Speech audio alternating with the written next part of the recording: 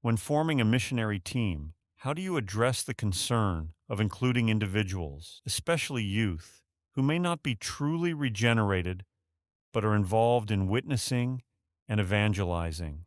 Do you have a process or guidance for selecting team members? Yeah, we don't do short-term mission trips like what they're known to be.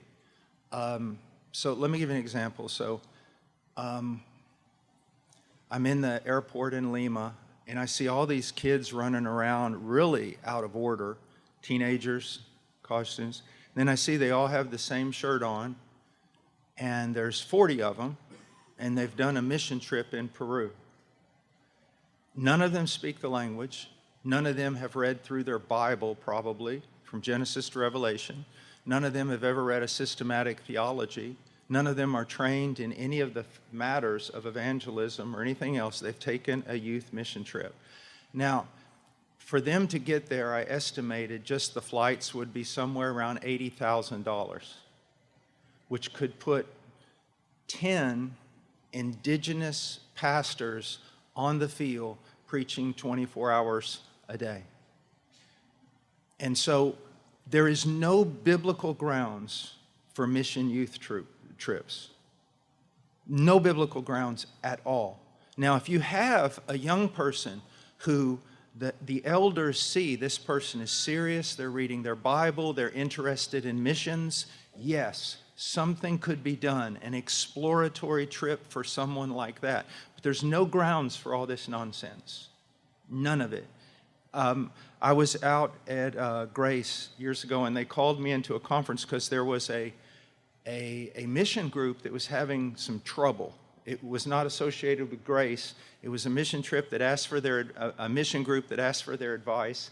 And they said, Brother Washer, could you come in and go over this? I said, okay, what's the problem? Well, it's a youth, it does youth missions. I go, okay, so what's the issue? They have $60 million in the bank. I was just talking with our brother here last night and desperate, trying to think of how do we get missionaries to all of Indonesia, which is just overlooked, really. $60 million to send young people to go paint a church building? Let me share with you what missions is. You need to understand this. First of all, the Great Commission is primarily, principally a theological endeavor. It is about the communication of God's truth to men for the transformation of the individual and the transformation of society. It is theological. It is doctrinal. Another thing, what is a missionary? That's an interesting question, isn't it? Because we use that word all the time. What is a missionary? I was asked to do a big mission conference one year, and all the experts were there, and I turned it down on purpose so that I could make a statement. They said, why aren't you here? I said, you have 18 missionary experts, and if you were to ask them, what is a missionary, you'd get 18 different definitions. What is a missionary? The word missionary comes from the Latin missionarius that was first used in the 16th century by the Jesuits, who were sent by the Roman Catholicism to the north in order to stop the Reformation. Did you know that? So what is a missionary? The noun missionary comes from the Latin verb mittere, which means to send. Every time you say someone is a missionary, congratulations, you're charismatic because you just called them an apostle in Latin. Missionarius is the Latin translation of apostolos, and mittere, apostelo.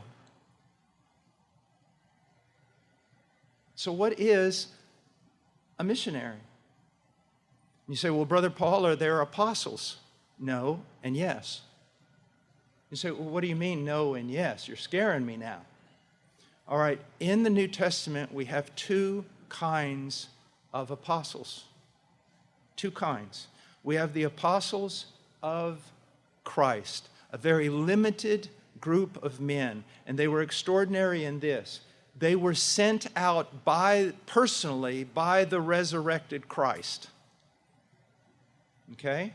Secondly, they were, and their band, recipients of divine revelation that brought to us the faith that has once and for all been handed down to the church.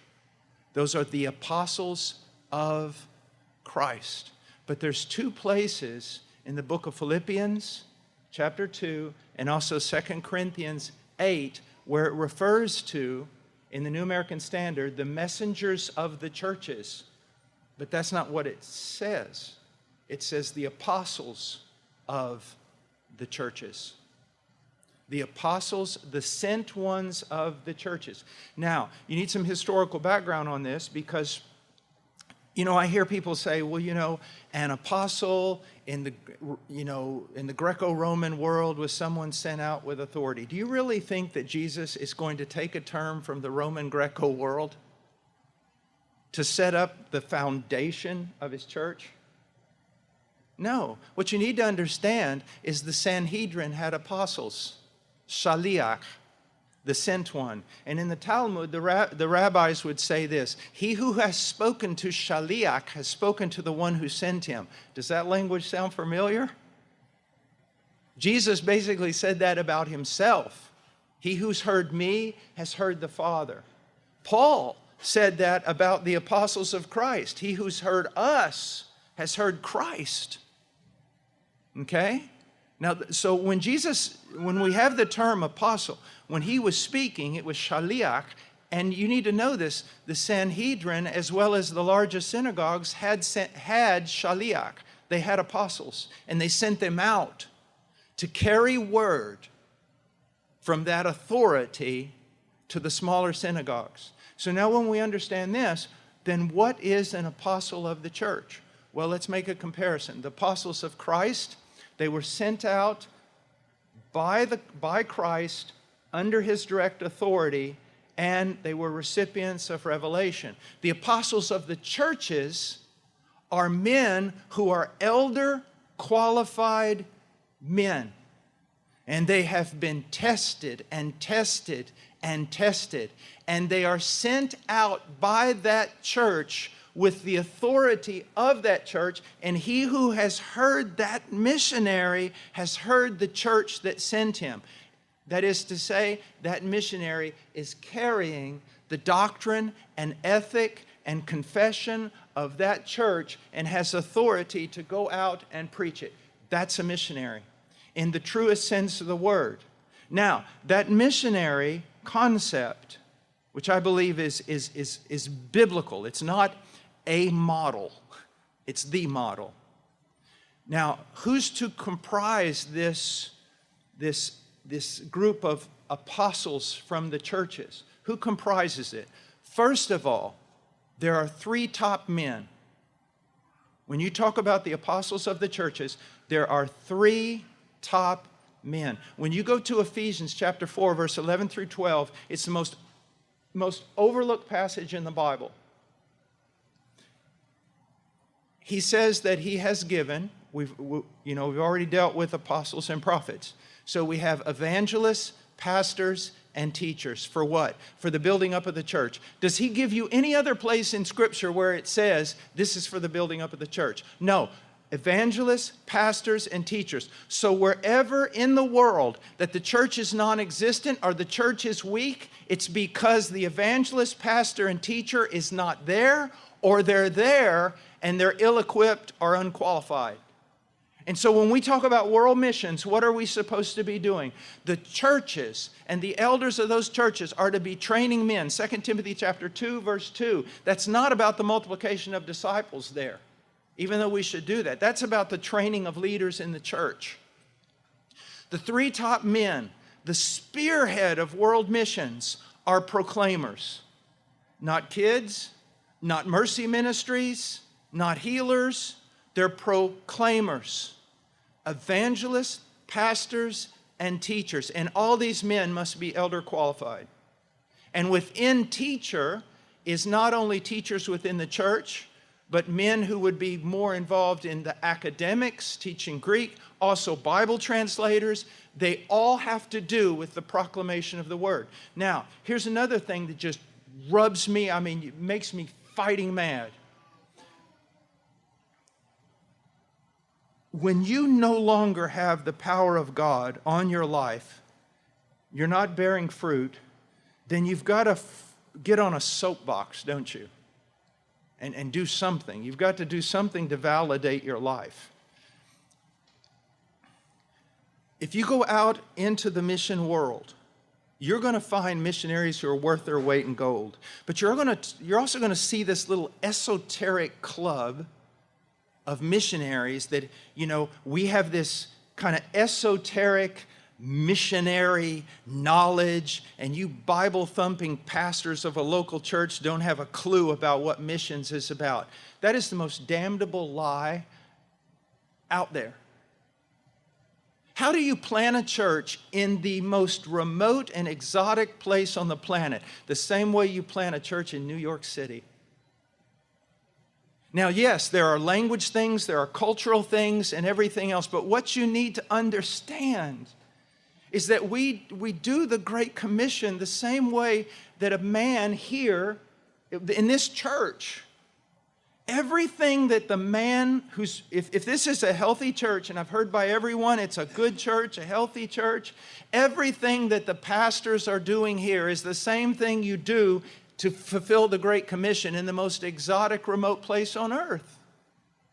It's all about training evangelists, pastors, and teachers, that they be elder qualified and that they go out under the authority of that church, taking the same doctrine, the same ethic, the same spirit of that church, and planting that church somewhere else. Now, you say, well, can anyone else be a missionary? Yes, and this is what's so beautiful about the idea of a sent one. We all know that that the eldership and what we would say evangelist, pastor, and teacher, that is the work of the men in the church. Well, what about women? Can they be apostles of the churches?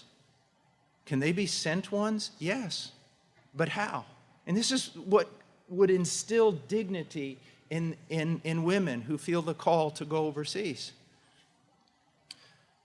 My dear friend Matt Glass, okay, he's over in Indonesia with his family. And let's say that they have all these kids and really struggling, and Amanda says, I really need some help for a while. And the church that sent them goes, well, we know some of the women who were just very close to Amanda. And they make, like in 2 Corinthians chapter 8, they make a public call. Is there a woman here who would like to go and assist Amanda for a month and a half and to help her? And remember what happened? Paul made the public call. God put it on Titus's heart, a subjective, real calling, and Titus said, I'll go. So that a woman comes to the elders and says, I will go. I've talked to my husband. He's in agreement. I will go. The elders know that woman. And you guess what? They send her.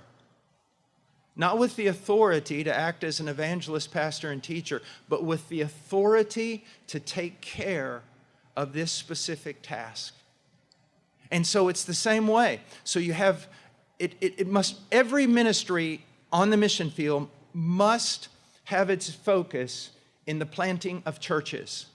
But while that happens, there may be this open door for a school. And so what do? Now we're talking about the fellow laborers of these evangelists, pastors, and teachers. And we say, we've got a guy here who would make an excellent headmaster. He will go and start that church in cooperation with the elder qualified men that we have there. Do you see what I'm saying? It's all focused around that. Now, I know that in the Reformed community, because of Calvin and a few others, people believe there's no such thing as evangelists. But Charles Hodge, Charles Spurgeon, and others would disagree, and so would I. And maybe that's what's wrong with our Reformed movement today, is you don't have anybody preaching on the streets. Let me hit that for a minute for you pastors. I want you to think about something. The work of a pastor Recently, I've been looking at certain really famous pastors, and I've been asking myself, I don't think they're pastors. And people go, why? Well, because they're traveling like 25 weeks out of the year. I'm sorry, I don't care how great of an expositor they are, there's a problem. Because those of you who are pastors, you know one thing, if you're a faithful pastor, it's 24/7. 365 days a year. I mean, it's difficult. Now imagine this. So we have this idea, we have elders, okay? And they're kind of all pastor teachers. But most of the pastors that I talk to, because they're surrounded by Sodom, because their members are so affected, most of the pastors that I know who I really respect, other than doing their sermons, they are pastoring. And they're wore out. And then I talk to them, and most of them will go something, you know, I used to go out and witness on the streets. I used to do all these things, but the sheep, my burden is for them, and I can't even keep up with their needs. What if we looked at this differently? That in the elders, what would happen? And I'm going to make it very, I'm going to oversimplify. What if we had a man who he loved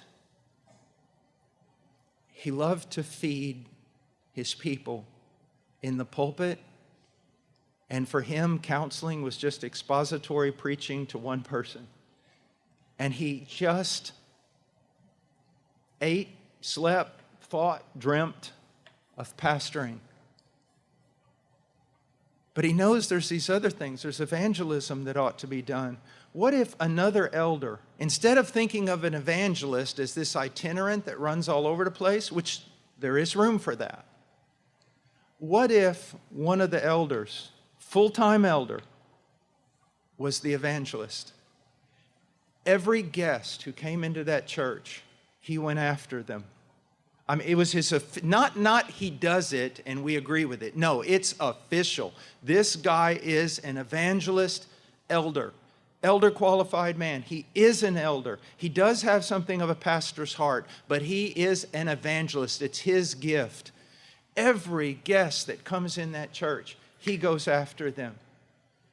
Every parent he's talking to, how are your children? How is this? Can I come over? Can I do this? He takes the other. Young men are starting to come to the church and they have that evangelistic zeal. He's taking them out into the streets. He's witnessing with them. Now, sometimes in these bigger church, I'll ask somebody, so what do you do? I'm the pastor of administration. I go, no, you're not. Yes, I am. No, you're not. You're a deacon. You're a deacon. What if we had, now just humor me for a moment, because it may not have to be this way. What if there was a full-time deacon on staff? I mean, and I'm not talking about someone who got called a deacon. I'm talking about a man who's been trained 3 or 4 years in the art of what it means to be a biblical deacon. What if you had a man who literally slept, dreamt, ate, drank, service, and then he was able to find all the other men and women in the church, not saying women being deacons, but find all those that have the gift of service. And he organized them. And he was passionate about making sure all this happened. And the administration. You know, most pastors can't do the work of pastoring, even though they're sincere, because they're doing the work of a deacon. That's what I'm saying. We're all about these platitudes of all this, you know, big language and all this stuff. And I'm going, hey, let's just look at a few of these things. You know, don't mow the lawn if the house is on fire. Just what would that be like? So that now this pastor who loves the sheep, but he really doesn't have the gift of evangelism, now he's not walking around condemned all the time that I'm not able to soul win and do this or that, and there's so many balls being dropped, because there's a man who that is his gift.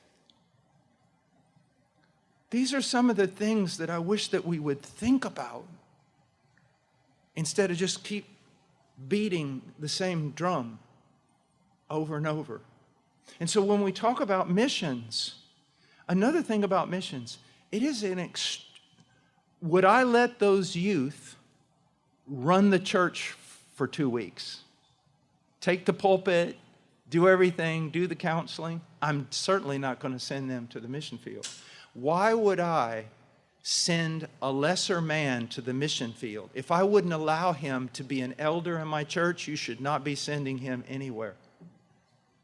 And on the mission field, we need the elder qualified men who are proclaimers. We need, guess what we need? One of HeartCry's biggest needs right now are deacon qualified men. That means men who can deal with the banking, the legal, all the accounting, to send money to 70 different countries, and hopefully we don't get arrested. Do you see? There's all these gifts that God has given people, and we totally ignore it. Why? Because we got the charismatic prosperity preachers talking about gifts, so we run completely the other direction, and no one in our church even knows what their gift is, and elders aren't helping them.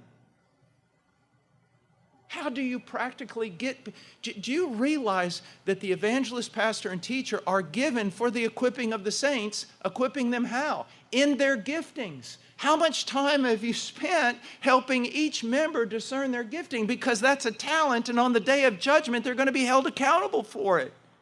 And you're not doing anything because you just want to preach like a Puritan. These are things that need to be considered, and they're extraordinarily important. How much burden does the church carry? Not because women are ungodly in the church, but because women have not been instructed in womanhood and the art of the house. Oh, we say, well, we had a conference. Yeah, 3-day conference? That means nothing to me. What about 3 or 4 years of women being instructed and helped? What about fathers? We don't have a youth group. Yeah, and you don't have fathers either who are training the young people because you're not teaching them. Will you throw a book at them? Do you see what I'm saying? There's a lot of holes in what we're doing. And I think I need to be quiet now because I'm probably making a lot of people mad. But it's true. It's true. Another question?